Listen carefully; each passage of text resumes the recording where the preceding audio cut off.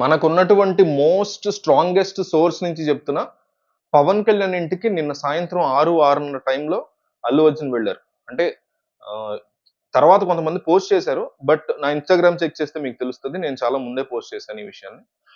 మనకున్న సోర్స్ కొంచెం స్ట్రాంగ్‌గానే ఉంది ఈ విషయంలో. అయితే 'పవన్ కళ్యాణ్', 'అల్లు అర్జున్' వీళ్ళిద్దరి మధ్య ఎక్కడ ఇబ్బందొచ్చింది? ఎప్పుడు అంటే వీళ్ళిద్దరి మధ్య రాలా నిజానికి ఫ్యాన్స్ మధ్య వచ్చింది.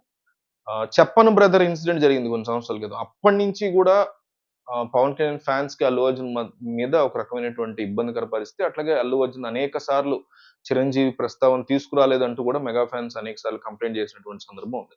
అయితే ఈ ఆ తర్వాత జరిగినటువంటి సంఘటనలు ఎస్పెషల్లీ 'పుష్ప 2' సినిమా రిలీజ్ రోజు జరిగిన తొక్కిసలాట, అక్కడ చనిపోయినటువంటి పిల్లాడు. దాని గురించి పవన్ కళ్యాణ్ ఒక సందర్భంలో ఆంధ్రప్రదేశ్‌లో ఆయన డిప్యూటీ సీఎంగా ఉన్న టైంలో అడిగినటువంటి క్వెషన్స్, జర్నలిస్ట్ అడిగినటువంటి క్వెషన్స్‌లో అల్లు అర్జున్ యొక్క తప్పెలా ఉంది?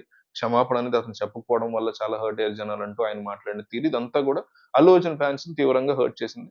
అదే టైంలో అల్లు అర్జున్‌ని అరెస్ట్ చేయటం, రిమాండ్‌కి తీసుకెళ్ళడం ఇలాంటి టైంలో చిరంజీవి అండగా నిలబడ్డారు గానీ, పవన్ కళ్యాణ్ అదే టైంకి హైదరాబాద్ వచ్చారు గానీ, మరి అల్లు అర్జున్ ఇంటికెళ్ళని అందరం అనుకున్నాం. కానీ ఆయన వెళ్ళినటువంటి పరిస్థితి కూడా లేదు. వాళ్ళిద్దరూ ఎక్కడ గూడా ఈ మధ్య కాలంలో కలిసినట్టు లేదు.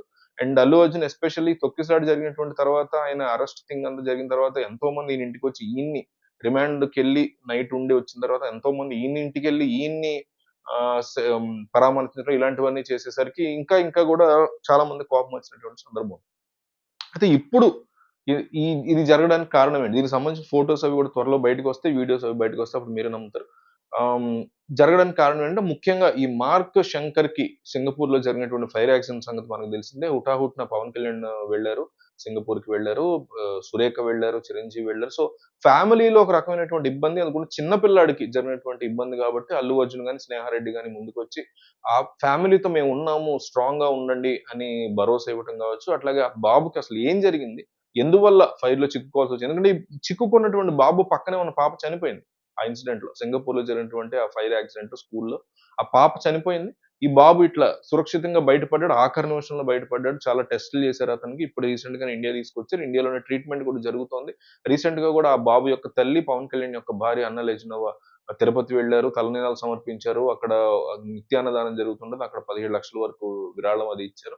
ఇదంతా జరుగుతూ ఉండగా కుటుంబంలో జరిగినటువంటి ఒక పెద్ద ఇబ్బంది. ఏ పిల్లాడికి ఎవరికీ కూడా ఇట్లా జరగకూడదని ఏ కుటుంబం అయినా కోరుకుంటుంది. పెద్దవాళ్ళ మధ్య ఏమైనా ఉండొచ్చు. పిల్లలు సంతోషంగా ఉండాలని కోరుకుంటాం.